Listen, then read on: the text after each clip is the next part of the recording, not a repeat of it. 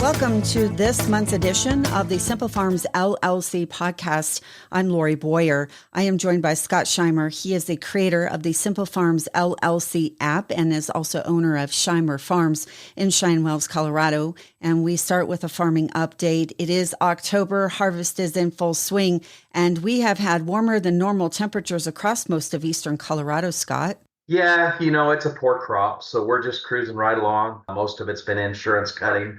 We've had a couple fields that have been decent. We're actually hoping today to start hitting some better corn. We wrapped up millet the other day.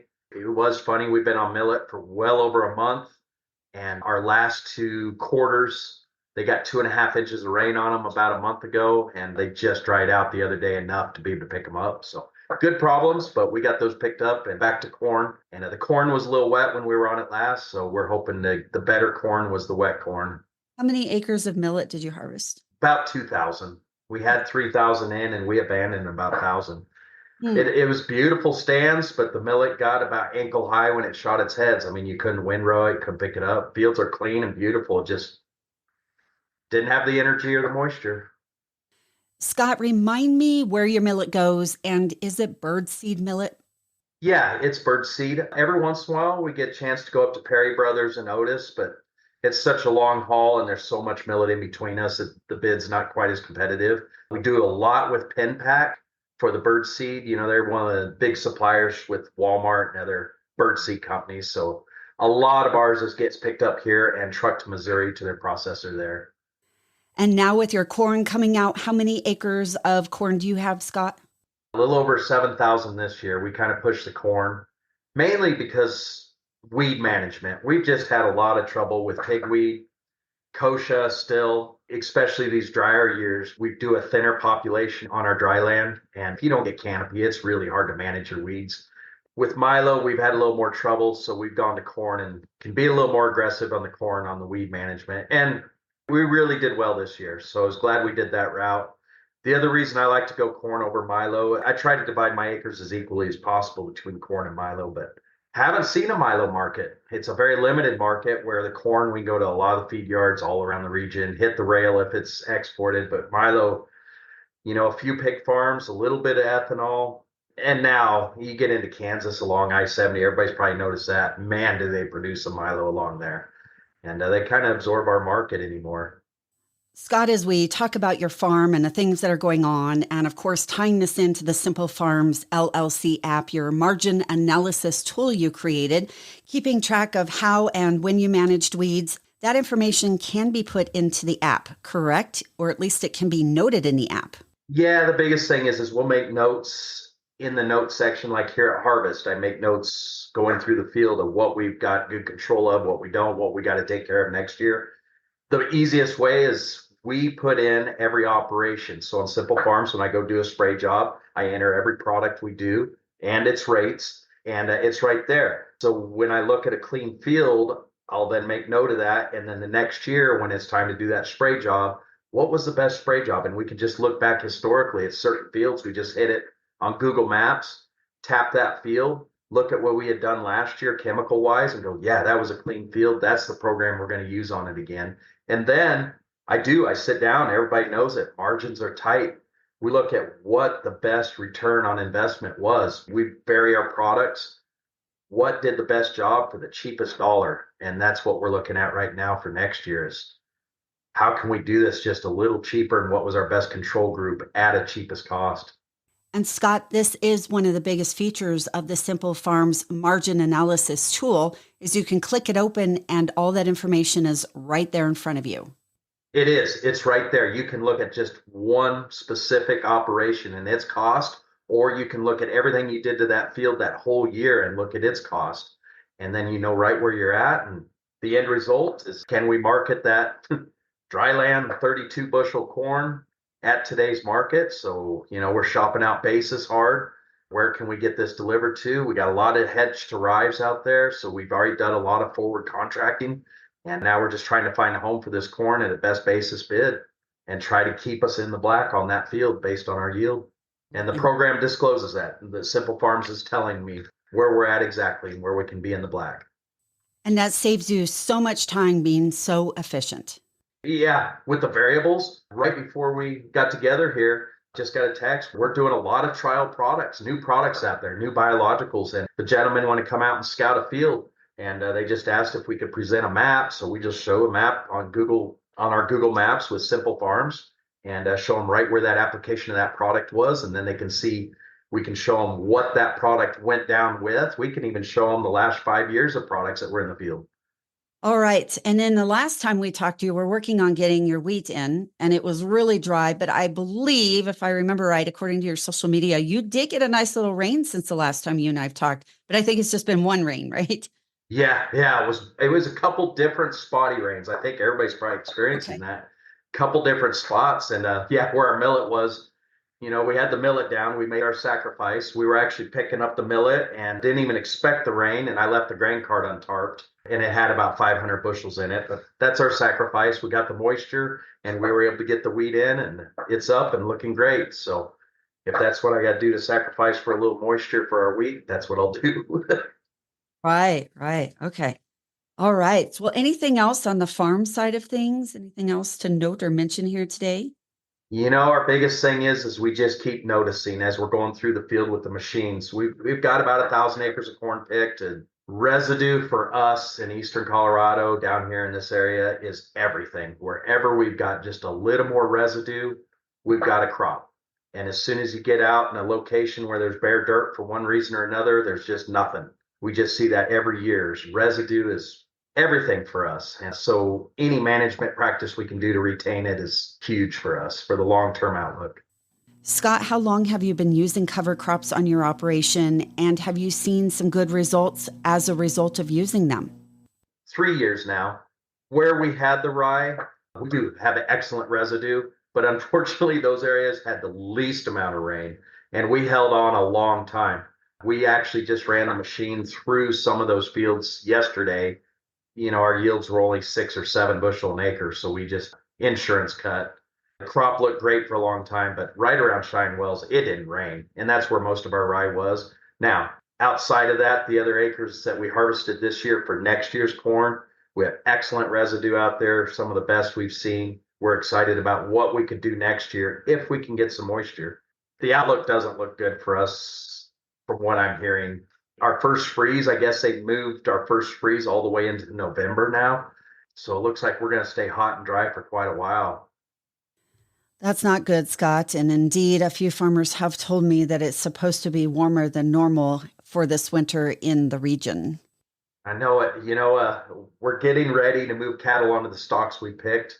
I talked to the cattle guys we're going to custom graze for.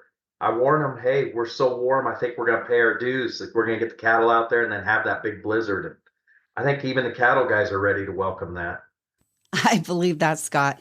Speaking of cattle, the last time we talked, I know you mentioned that you picked up some cattle. Let's talk a little bit more about that side of your operation. Yeah, we're kind of doing a rotation outside of the guys that we lease our grass out to. They're doing rotational grazing. And so we get just some broken mouth breds and calve those out. And then when the guys are rotating onto the grass we just move those onto the market and pick up some more just to keep the weeds cleaned up in the pastures and just supplement. We're not beating the pastures up too much with the limited number we're running, but it gives us a little diversity and keeps my guys constantly busy. Yeah, yeah, I bet. I bet. All right. I know we always touch on the shrimp farm because people love hearing about that. But I think last month, you mentioned you were wrapping that up here for the season and getting things cleaned up and put away. And then when would you resume that?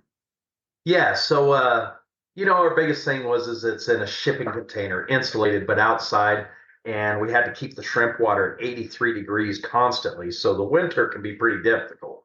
The summer's not too hard, obviously, but we sure burnt a lot of energy the last couple of years just keeping them alive. And so we thought, we just harvested our last batch out here a couple of weeks ago. We thought, let's just shut the system down, then in the spring fire up again. So that's kind of the plan right now. The neat thing is we're going to take the affluent water out of there. We haven't yet, so we've got a little over 2,000 gallons of 2-year-old shrimp water, and we're going to put it in a liquid trailer and go broadcast it out there on the fields where we plan on putting milo next year. See what that does. Sure, that smells lovely. Yeah, it's not pleasant. Well, I'll be looking forward to hearing what kind of results you get from using shrimp water on your fields. As a matter of fact, Scott, I don't think I've ever interviewed a farmer who has used shrimp water as fertilizer on their fields. Yeah, me neither. So this will be interesting. We will take some of it. Again, I did soil samples on our orchard. We haven't gotten the results back, but we will take some of that water as well and treat some areas in our orchard and see if we can't get our organic matter built up on there and see if we can't help the trees on that end as well. Well, it sounds like to me, Scott, you might just be creating a whole new type of biological treatment. Yeah, I hope so. I hope so. Speaking of biologicals, Scott, I know that you have worked with biologicals and have used them on your operation. Any updates on how those are going? Yeah, it's just a long, drawn out process. I guess my perspective on the carbon market is there are a lot of independents doing it, a lot of different companies, and it's a bit of the Wild West yet. And everybody's just trying to do as much data collection as they absolutely can to solidify their carbon sequestering program. And Locus Ag, which we're working with for quite a few years now, is they're just busy in every aspect of data collection so that they can warrant exactly what they are doing in the process with the products and justify it with strong science and data collection. And it's an ongoing process and it's difficult. And I just had a dialogue with their team here a few days ago, and we're going to stick it out. It's a long process and I'm a believer in it. I think there'll be bigger rewards down the road once there's better data collection and analysis shown out there. But it's going to take a while. Obviously, agriculture, we're a seasonal rotation. It's going to take a while.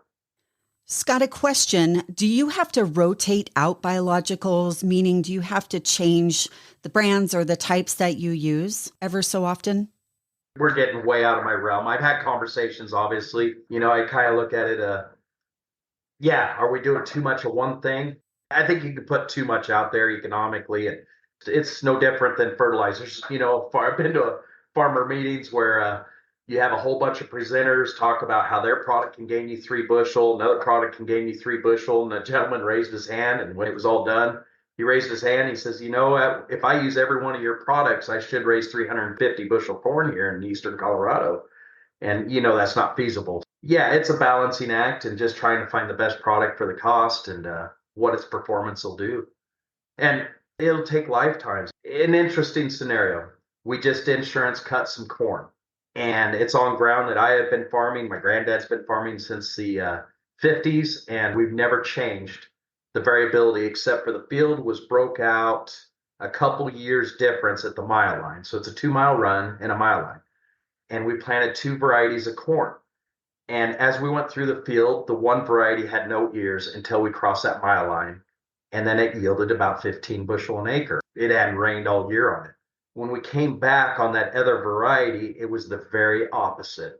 There was no ears where there were ears with the other variety. And as soon as we crossed the mile line, that variety had produced ears where the other had not.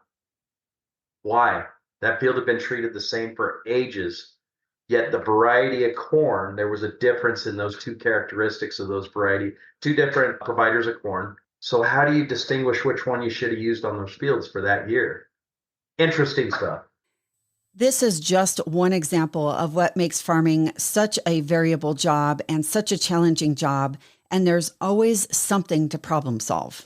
There is. And I think eventually, probably not my lifetime, maybe the next generation, is if we can collect every data point we know of. It can paralyze us if we're trying to make decisions with it all. But I think if we collect as much data as we can, eventually there's going to be a point where we can put it all into a big blender and it can sort out what analysis you want to see with what you're looking at. And I think that's important for us as a producer because it is hard to wrap our minds around everything we're doing out there and all the products we put out anymore. Our tank mixes, it's not just a couple products, it's 5, 6, 7. Even in our starter fertilizers, we're using 5 different products anymore. It's difficult to quantify and calibrate everything that's working or not working. And once again, Scott, this is where the Simple Farms LLC app can come in. No, it is not going to solve everything when it comes to the variables, but it definitely can help with managing variables and making decisions a lot quicker and easier because you can note these variables in this app. This is also why we call this app a margin analysis tool. It does. And I tell a lot of people with Simple Farms, it's not going to answer everything. There's still times, no matter what we do, we're trying to be a good farmer, good practices, that last spray job we had to do to keep the field clean, but it's going to put us in the red. The program's not going to guarantee everything, but what it really does is give me perspective. And every year it gives me a renewed perspective of how I look at my operation. And I look at doing things differently based on the perspective I get out of the program. Scott, I know this is the time of the year, once you finish getting harvest up, that you get to take a little bit of a break and start planning for next year. It is this and trade shows, go out and start promoting Simple Farms at trade shows. And I have my last child, my daughter, we're chasing volleyball, and her and her team are a great group to watch and a lot of fun. So I'll park the machine and go chase her and watch volleyball. It's important. This last kid, you start to realize that that's more important than just working every day as hard as you can. And that is why we all work so hard, for those reasons and for those moments. It is. It's everything. It's very important, and time flies. You know it. Pretty soon you blink and you're an empty house. And having adult children is when the real fun begins, right? Yeah, we're pretty excited. Our oldest just got engaged, so we're starting to plan a wedding and very excited, and she is fantastic. We couldn't be happier. That is wonderful. Well, congratulations to your family on that, and good luck to your daughter for the rest of her season. Anything else you want to mention before we wrap up here today, Scott? I think just remind everybody we're close to the end, going to go into winter. Everybody just play it safe. We're almost there, and it hasn't been an easy year. I've had a lot of conversation with producers, and everybody's getting pretty depressed, and it's a long-term game. Just do the best job you can this year, and we're optimistic next year will be better, and hang on. We'll get there. We'll get through this. Thank you, Scott. And I want to take a moment to wish you and the rest of our farmers a safe harvest here as we end the crop season. Once again, Scott Scheimer, he is the creator of the Simple Farms LLC app and is owner of Scheimer Farms in Cheyenne Wells, Colorado. I'm Lori Boyer.